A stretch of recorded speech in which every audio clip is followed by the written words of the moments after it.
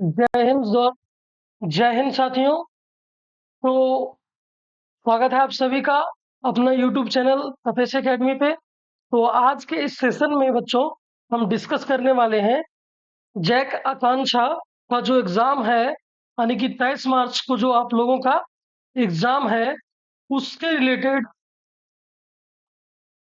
Related मैं 40 question आप लोगों को डिस्कस कराऊंगा, जो कि जो कि आपके एग्जाम में यहाँ से डायरेक्ट आपको क्वेश्चन देखने को मिलेगा।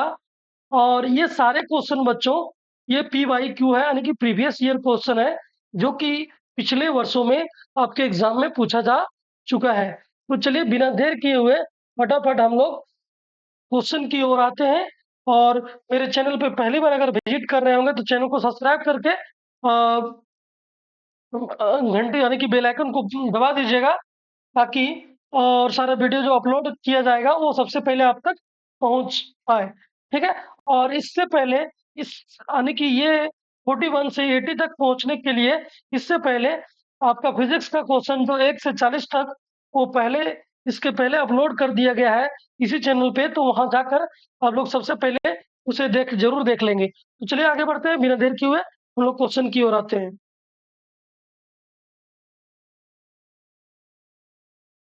चलिए यहाँ पे ध्यान दीजिएगा, ये केमिस्ट्री का डिस्कस करने वाले हैं। ठीक है, केमिस्ट्री से है, आपका फिजिक्स पहले हो चुका है।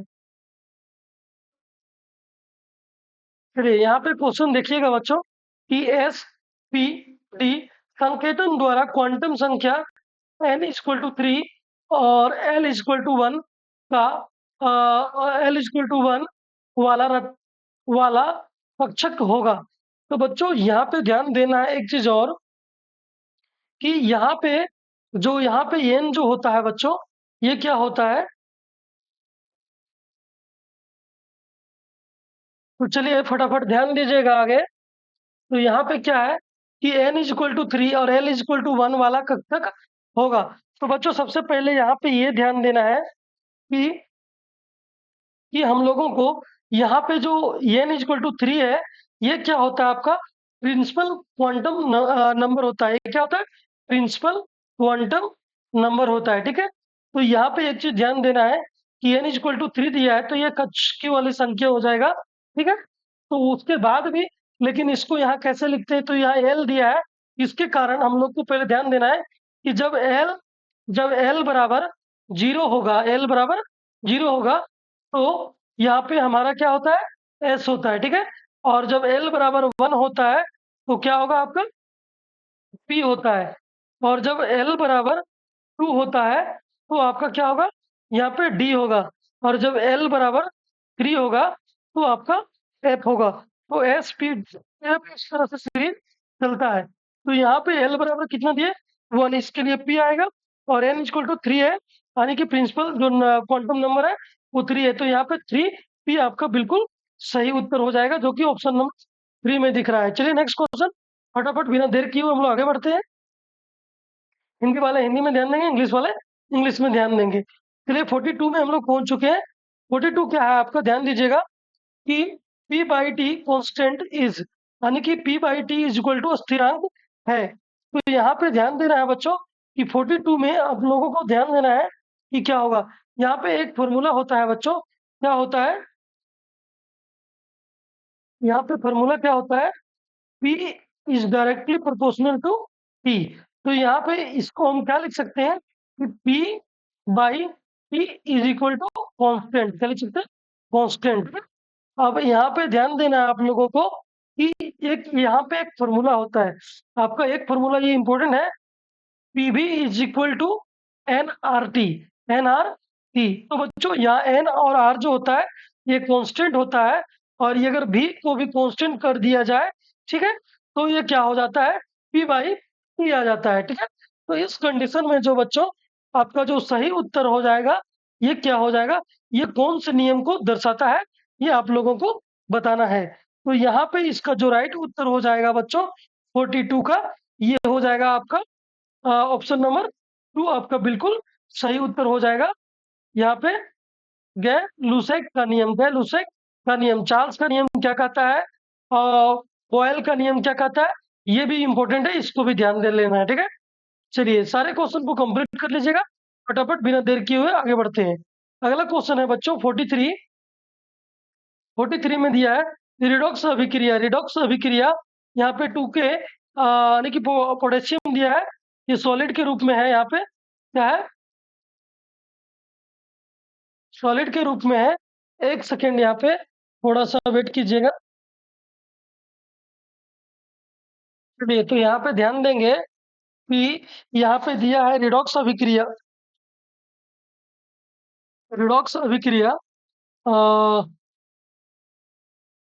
यहाँ पे देखिए यहाँ पे दिया क्या, 2K सॉलिड के रूप में दिया है, यहाँ पे एक समीकरण दिया है। तो इस समीकरण यानी कि अभिक्रिया के अनुसार आप लोगों को पता लगाना कि कौन सा पदार्थ का ऑक्सीकरण हो रहा है। तो बच्चों ऑक्सीकरण यानी कि ऑक्सीडेशन और रिडक्शन। तो देखिए ऑक्सीडेशन, ऑक्सी ऑक्सीडेशन और रिडक्शन, ठीक है। ये ध्यान देना है कि रिडक्शन कब होता है, ऑक्सीडेशन कब होता है। देखिए जब जब ऑक्सीजन की वृद्धि होती है तो आपका ऑक्सीडेशन अभिक्रिया होता है, और जब ऑक्सीजन जो है, ऑक्सीजन का नंबर वो क्या होता है, ऑक्सीडेशन का नंबर यानी कि डिक्रीज करता है तो रिडक्शन होता है। तो यहाँ पे ध्यान देना है कि ये आप लोगों को हम निकालने यहाँ पे नहीं सिखा सकते हैं, क्योंकि यहाँ बहुत वीडियो लंबा हो जाएगा। तो सबसे पहले हम बता देते हैं कि इसका ऑक्सीडेशन कितना होता है। तो यहाँ पे ध्यान दीजिएगा, पोटेशियम का ऑक्सीडेशन यहाँ पे 0 होगा, यहाँ पे भी इसका 0 होगा, और यहाँ पे ये इसका हो जाएगा +1, और यहाँ पे हो जाएगा इसका -1, ठीक है। तो यहाँ पे ध्यान दीजिएगा कि यहाँ पे क्या हो रहा है, 0 से 1 जा रहा है तो यहाँ ऑक्सीडेशन हो रहा है, और यहाँ 0 से -1 जा रहा है, यहाँ रिडक्शन हो रहा है, ठीक है। तो इस कंडीशन में यहाँ पे किसका ऑक्सीकरण हो रहा है, ऑक्सीकरण मतलब ऑक्सीडेशन। तो ऑक्सीडेशन किसका हो रहा है, तो यहाँ पे ऑप्शन नंबर आपका कौन सही हो जाएगा, ये ध्यान देना है कि आपका 43 का जो राइट आंसर हो जाएगा ऑप्शन नंबर ये हो जाएगा। पोटेशियम का क्या हो रहा है, रिडक्शन हो रहा है, यानी कि सॉरी ऑक्सीडेशन हो रहा है। चलिए नेक्स्ट क्वेश्चन की ओर आगे बढ़ते हैं। नेक्स्ट क्वेश्चन क्या है, ध्यान दीजिएगा, एन आइसोलेटेड सिस्टम। तो यहाँ पे ध्यान दीजिएगा कि विगलित निकाय में, यहाँ पे ध्यान दीजिएगा विगलित निकाय में, तो यहाँ पे क्या होगा, इसका 44 का जो राइट आंसर होगा वो क्या होगा, ये ध्यान देना है। तो 44 का जो राइट आंसर हो जाएगा बच्चों, ये हो जाएगा आपका ऑप्शन नंबर 3। परिवेश में ना तो ऊर्जा और ना ही द्रव्यमान का आदान प्रदान होता है। ये आपका ऑप्शन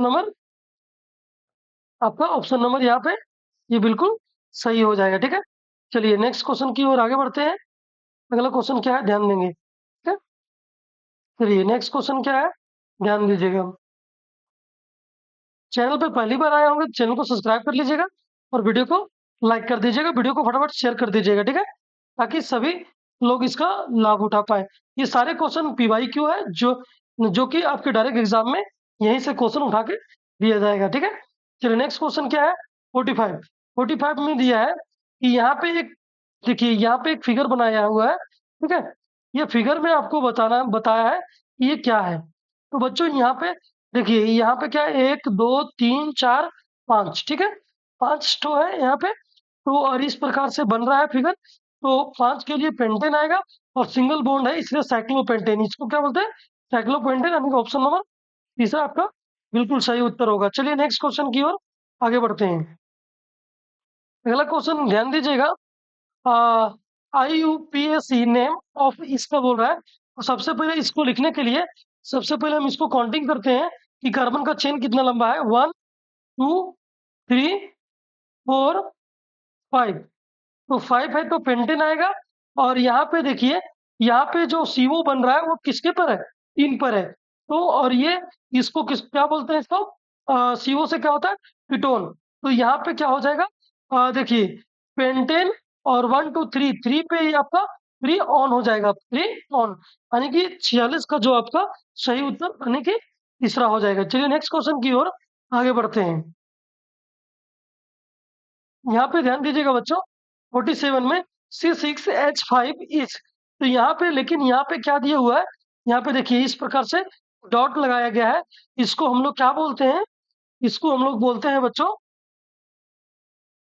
रेडिकल कहा जाता है। इसको क्या कहा जाता है, रेडिकल कहा जाता है। क्या कहा जाता है? ये डॉट जो दिख रहा है यहाँ पे, ये क्या है? इस तरह से रेडिकल। तो इस प्रकार से इसका जो यहाँ पे जो नाम हो जाएगा बच्चों, यहाँ पे जो रेडिकल है C6H5 रेडिकल को क्या हम लोग बोल सकते हैं? तो इसका राइट आंसर हो जाएगा बच्चों, यहाँ पे हो जाएगा आपका राइट उत्तर ऑप्शन नंबर 3, बेंजीन मुक्त मूलक। बेंजीन मूलक यानी कि benzene free radical, benzene free radical इसको बोल सकते हैं। ठीक है, बेंजाइल बेंजाइल सॉरी।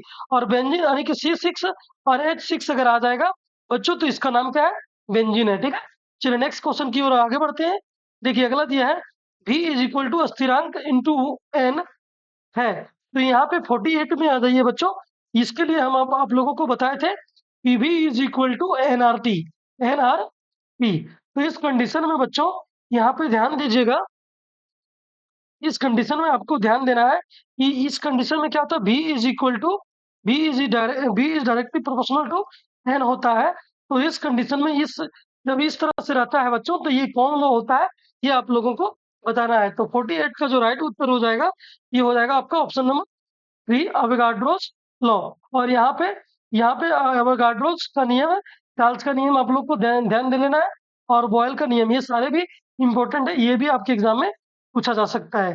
फिर नेक्स्ट क्वेश्चन क्या है बच्चों, ध्यान दीजिएगा। इंग्लिश वाले इंग्लिश में, हिंदी वाले हिंदी में ध्यान देंगे। फिर नेक्स्ट क्वेश्चन क्या है कि ऊष्मा रासायनिक समीकरण, ऊष्मा रासायनिक समीकरण। यहाँ पे बच्चों यहाँ पे एक समीकरण दिया है और यहाँ पे कुछ और डाटा दिया गया है। तो इस कंडीशन में आपको ये किसका उदाहरण है ये आपको बताना है। तो बच्चों यहाँ पे ध्यान दीजिएगा, ये जो उदाहरण है वो किसका है? तो इसका राइट उत्तर हो जाएगा बच्चों ऑप्शन नंबर 2, कनन एंथैल्पी का, कनन एंथैल्पी का। फिर नेक्स्ट क्वेश्चन की ओर आगे बढ़ते हैं, ध्यान देना है। अगला क्वेश्चन क्या है? नेक्स्ट क्वेश्चन क्या है बच्चों? यहाँ पे ध्यान दीजिएगा, यहाँ पे एक अभिक्रिया दिया है। ये अभिक्रिया को देखकर बताना है कि यहाँ पे अभिक्रिया है तो ये किस प्रकार की, यहाँ पे क्या अभिक्रिया हो रहा है, ये ध्यान देना है। तो बच्चों इसको पहले यहाँ पे एक्स जो ब्लैंक दिया है इसका वैल्यू आपको निकालना है। तो बच्चों यहाँ पे ध्यान दीजिएगा कि इसके लिए हम लोग को क्या करना होता है। इसके लिए सबसे पहले हम बैलेंस करते हैं, इसके लिए क्या करते हैं? बैलेंस करते हैं ना। तो देखिए इस अभिक्रिया में जो यहाँ पे आंसर होगा बच्चों, ये ध्यान दीजिएगा कि आपका 50 का जो राइट उत्तर हो जाएगा ये क्या हो जाएगा? यहाँ पे 2 हो जाएगा। यहाँ पे क्या हो जाएगा? CaCO3 हो जाएगा। ठीक है, चलिए नेक्स्ट क्वेश्चन की ओर आगे ध्यान देने। ठीक है, यहाँ पे क्या होगा, एक्स की जगह पे वो आपको पूछा है, ये ध्यान देना है कि CaCO3 आएगा। ठीक है, चलिए नेक्स्ट क्वेश्चन की ओर आगे बढ़ते हैं। अगला क्वेश्चन क्या है, ध्यान देना है। Producer gas is a mixer of, यानी कि प्रोड्यूसर गैस जो है बच्चों वो किसका मिश्रण है? तो यहाँ पे जो सही उत्तर हो जाएगा बच्चों ये हो जाएगा अब तो CO प्लस N2 का मिश्रण है। ठीक है, तो नेक्स्ट क्वेश्चन की ओर आगे बढ़ते हैं। अगला क्वेश्चन क्या है, ध्यान देना है।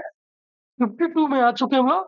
यहाँ पे the number of sigma, the number of sigma bond present in the, ये जो पूछ रहा है सिग्मा बॉन्ड इसमें कितना प्रेजेंट है। तो बच्चों सिग्मा बॉन्ड को पाने की काउंटिंग करने के लिए सबसे पहले इसको फ्रेश करके यहाँ पे लिखना पड़ेगा। जैसे कि यहाँ पे क्या है, C डबल बॉन्ड, तो एक H आपका इधर ले लीजिए, एक आपका H इधर ले लीजिए, और यहाँ पे डबल बॉन्ड C है तो 4 हो गया। यहाँ पे डबल बॉन्ड फिर C है और एक तो H दिख रहा है। ठीक है, एक यहाँ पे बॉन्ड बना है C और H3 है, तो यहाँ पे दे दीजिए। और इस तरह से आपको हम यहाँ पे काउंट करके बताएंगे कि सिग्मा बॉन्ड क्या है। तो यहाँ पे जहाँ पे डबल बॉन्ड रहता है बच्चों, ये ऊपर वाला आपका एक हो गया सिग्मा बॉन्ड और दूसरा हो गया पाई बॉन्ड। ठीक है, तो यहाँ पे सिग्मा बॉन्ड काउंट करना है तो 1 2 3 4 5 6 7 8 9, यहाँ पे क्या हो जाएगा बच्चों 9। तो 9 आपका ऑप्शन नंबर 2 में दिख रहा है, तो इस तरह से आपका 9 राइट उत्तर हो जाएगा। चलिए नेक्स्ट क्वेश्चन की ओर आगे बढ़ते हैं। अगला क्वेश्चन क्या है, ध्यान देना है। चलिए नेक्स्ट क्वेश्चन है यहाँ पे बच्चों कि 3,4 डाई मिथिल हेप्ट 3 इन के ओजोनी अपघटन के पश्चात बनने वाले उत्पादों के अल्पेक नेम पूछा है बच्चों, तो यहाँ पे क्या होगा ध्यान देना है। तो इस तरह के कंडीशन में बच्चों, तो यहाँ पे 53 का जो राइट उत्तर हो जाएगा बच्चों, ये हो जाएगा आपका option number 3, butane two on तथा पेंटेन टू ऑन। ठीक है, ये आप लोग देख लीजिएगा अच्छे से। ठीक है, चलिए नेक्स्ट क्वेश्चन की ओर आगे बढ़ते हैं। अगला क्वेश्चन क्या है, निम्नलिखित में से कौन वायु प्रदूषक नहीं है। तो बच्चों निम्नलिखित में से कौन वायु प्रदूषक नहीं है, तो वायु प्रदूषक आपका ये ऑप्शन नंबर फर्स्ट नहीं है, बाकी सारे क्या है वायु प्रदूषक है। चलिए नेक्स्ट क्वेश्चन ध्यान दीजिएगा बच्चों, यहाँ पे दिया है BRF5, तो ये कौन सा शेप है बच्चों, ये पूछा है। BRF5 की आकृति है, तो ये क्या हो जाएगा बच्चों, ऑप्शन नंबर 2 हो जाएगा, वर्ग पिरामिडी।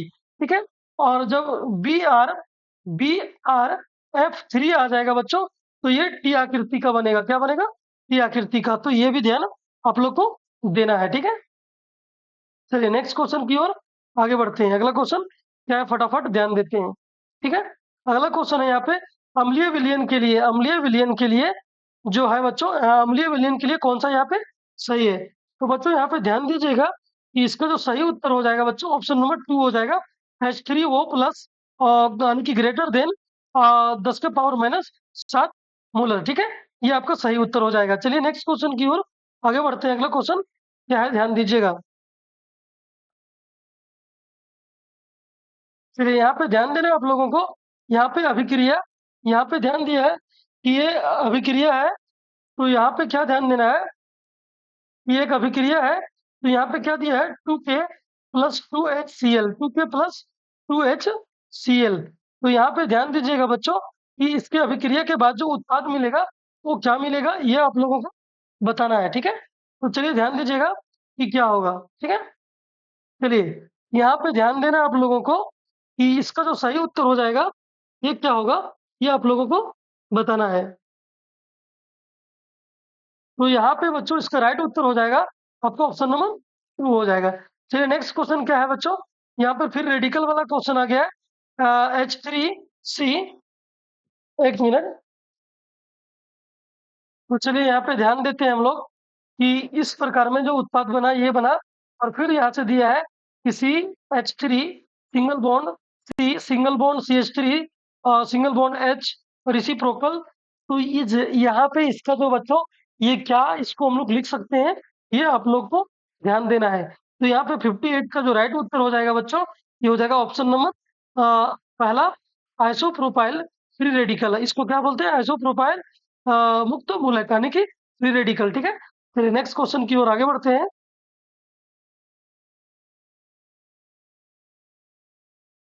फिर नेक्स्ट क्वेश्चन की ओर ध्यान देना है, यहाँ पे क्या होगा, देखिए हेक्साइन की दहन अभिक्रिया, यानी कि ये बच्चों ये हेक्साइन की दहन अभिक्रिया करेंगे, तो इस कंडीशन में यहाँ जो एक्स दिया है उसके जगह पे क्या आएगा वो आप लोग को बताना है। तो इसको सबसे पहले कोई भी अभिक्रिया हो रहा है जिसको हम लोग बैलेंस करके देखते हैं। क्योंकि यहाँ पे कार्बन 6 है, यहाँ पे कार्बन भी 6 है, यहाँ पे हाइड्रोजन 10 है, यहाँ पे हाइड्रोजन 10 है, यहाँ पे ऑक्सीजन आपका कितना है, यहाँ 6 दूना 12 और यहाँ 5, 12 5 17 ऑक्सीजन है। ऑक्सीजन कितना है आपका 17, ऑक्सीजन कितना है 17, तो इधर नहीं है। तो इसको 17 बनाने के लिए हमें क्या करना पड़ेगा, तो यहाँ पे देखिए आपका ऑप्शन नंबर पहला सही हो जाएगा, 17/2 करेंगे तो देखिए ये गुना करेंगे तो ये 34 हो जाएगा, लेकिन 2 से कटेगा तो फिर 17 आ जाएगा, जो कि बिल्कुल ये सही हो जाएगा। चलिए नेक्स्ट क्वेश्चन की ओर आगे बढ़ते हैं। अगला क्वेश्चन क्या है, ध्यान दीजिएगा, ये ध्यान देना है यहाँ पे, the common ortho and para directing group is. तो यहाँ पे दिया है सामान्य ऑर्थो एवं पैरा निर्देशित समूह है। तो बच्चों यहाँ पे इसका जो राइट उत्तर हो जाएगा ये हो जाएगा आपका सिंगल बॉन्ड ओआर। ठीक है, फिर नेक्स्ट क्वेश्चन क्या है, निम्नलिखित में से किसके सार्वत्रिक ऋणात्मक इलेक्ट्रॉन लब्धि एंथैल्पी है। तो बच्चों यहाँ पे 61 का जो राइट उत्तर हो जाएगा ये हो जाएगा आपका यहाँ पे ऑप्शन नंबर 4। ठीक है, चलिए नेक्स्ट क्वेश्चन की ओर आगे बढ़ते हैं।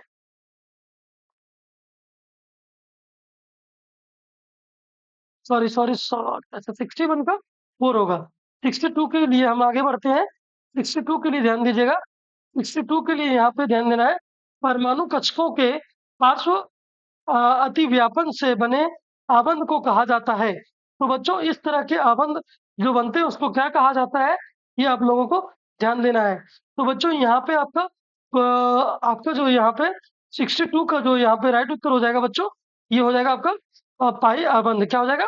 पाई आबंध। ऑप्शन नंबर 2 आपका बिल्कुल सही उत्तर होगा। फटाफट सारे क्वेश्चन को आप लोग याद कर लीजिएगा। नेक्स्ट, निम्नलिखित में से कौन एक सही है? निम्नलिखित में से कौन एक सही है? तो बच्चों यहाँ पे ध्यान देना कि ये चारों ऑप्शन में यहाँ पे कौन सा ऑप्शन सही है, ये आप लोग को बताना है। तो यहाँ पे 63 का जो राइट उत्तर हो जाएगा बच्चों, ये हो जाएगा आपका pH is equal to minus log bracket में ओ एच माइनस। तो ये आपका बिल्कुल सही उत्तर है। नेक्स्ट क्वेश्चन है, निम्न में से कौन एक इलेक्ट्रॉन स्नेही है? तो बच्चों यहाँ पे ध्यान देना कि इलेक्ट्रॉन स्नेही कौन है, ये आपको बताना है। ठीक है, चलिए। तो यहाँ पे 64 का जो राइट उत्तर हो जाएगा बच्चों, ये हो जाएगा आपका 64 का जो राइट उत्तर हो जाएगा, ये हो जाएगा आपका ऑप्शन नंबर 4, यानी कि ऑप्शन नंबर 4। ठीक है, चलिए नेक्स्ट क्वेश्चन की ओर आगे बढ़ते हैं। अगला क्वेश्चन क्या है, ध्यान दीजिएगा। CH2 double bond CH2 can be prepared by. तो यहाँ पे ध्यान देना है बच्चों, ये जो है किसके द्वारा प्रिपेयर्ड किया जा सकता है, तो ये बताना है। CH2 डबल बॉन्ड CH2 का विचरण किया जा सकता है। तो यहाँ पे ध्यान दीजिएगा कि 65 का जो राइट आंसर होगा बच्चों, ये हो जाएगा आपका option number 2, CH3 single bond CH2 OH को सांद्र H2SO4 की अधिकता के साथ गर्म करके हम ये प्राप्त कर सकते हैं। ठीक है, चलिए नेक्स्ट क्वेश्चन की ओर आगे बढ़ते हैं।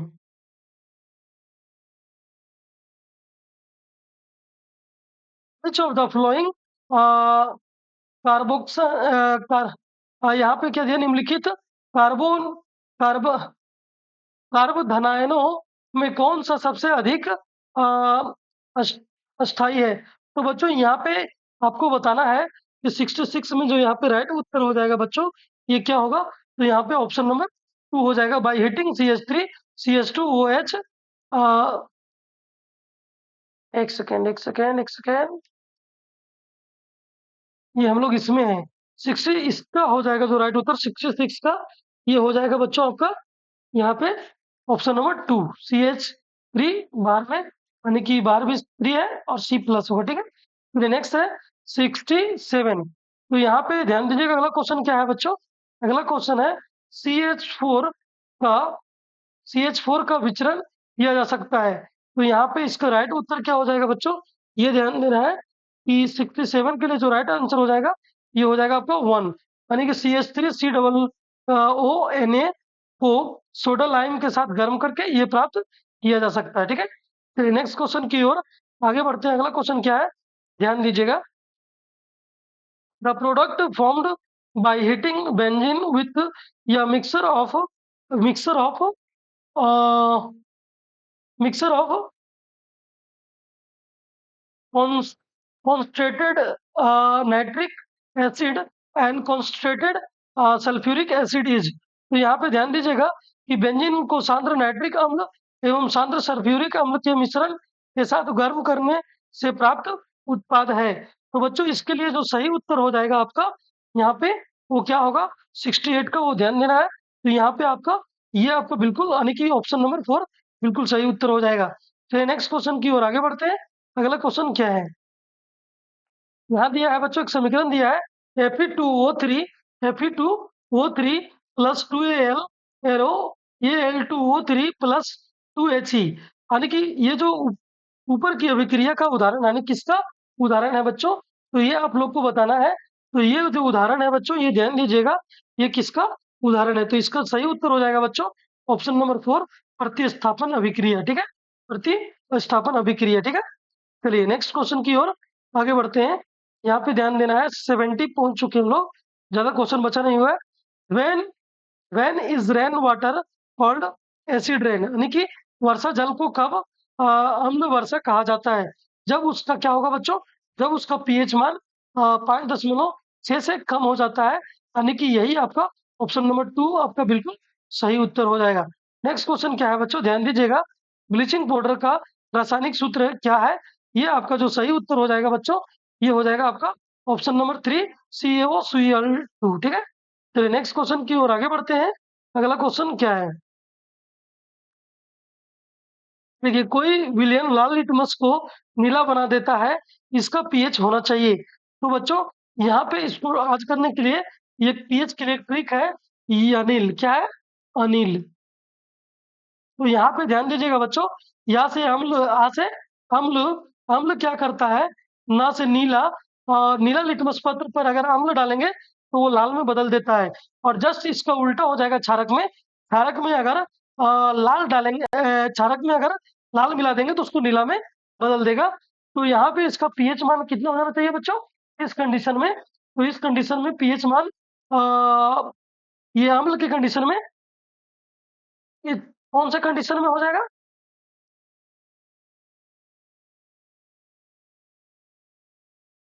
तो इसका 72 का जो राइट उत्तर हो जाएगा बच्चों, ये हो जाएगा आपका ऑप्शन नंबर 4 हो जाएगा। ठीक है, चलिए नेक्स्ट क्वेश्चन की ओर आगे ध्यान देते हैं। अगला क्वेश्चन है, धातु के पतले तारों में खींचा जा सकता है, धातु की इस सामर्थ्य को कहते हैं क्या है? तो तन्यता कहते हैं। चलिए नेक्स्ट क्वेश्चन की ओर आगे बढ़ते हैं। अगला क्वेश्चन क्या है? ध्यान दीजिएगा। अगला क्वेश्चन है, निम्न में से कौन सी जुड़ी प्रतिस्थापन अभिक्रिया देगी? तो बच्चों, यहाँ पे कौन सी प्रतिस्थापन अभिक्रिया की देगी वो बताना आप लोगों को। तो 74 का जो राइट उत्तर हो जाएगा बच्चों, ये हो जाएगा आपका ऑप्शन नंबर 4 AgNO3 विलियम तथा कॉपर धातु। ठीक है, चलिए नेक्स्ट क्वेश्चन की ओर आगे बढ़ते हैं। इथेन जिसका आणविक सूत्र C6H6 है में है, तो यहाँ बच्चों यहाँ क्या हो जाएगा इसका? यहाँ पे ये ध्यान देना है कि 75 का जो राइट उत्तर हो जाएगा, ये हो जाएगा आपका ऑप्शन नंबर 2 सात सहसंयोजी आबंध। ठीक है, चलिए नेक्स्ट क्वेश्चन की ओर आगे बढ़ते हैं। अगला क्वेश्चन क्या है? ध्यान देना है।